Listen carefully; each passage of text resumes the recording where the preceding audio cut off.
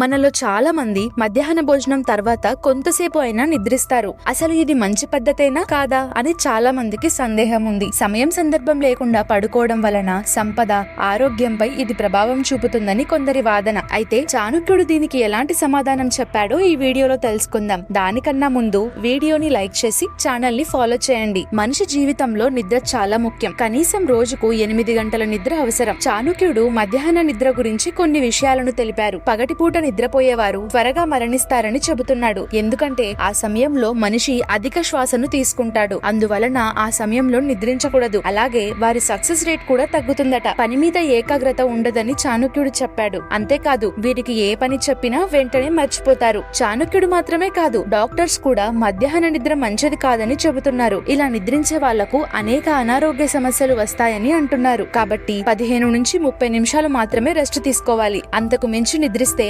ఆరోగ్యంపై ఇది ప్రభావం చూపుతుంది. దీని వలన గుండె కొట్టుకోవడంలో కూడా మార్పులు జరిగి గుండెపోటు వచ్చే అవకాశం ఉంది. కాబట్టి సాధ్యమైనంత వరకు రాత్రిపూట మాత్రమే నిద్రించండి. ఇక మీలో ఎంతమందికి మధ్యాహ్న సమయంలో పడుకునే అలవాటు ఉందో కామెంట్ చేయండి.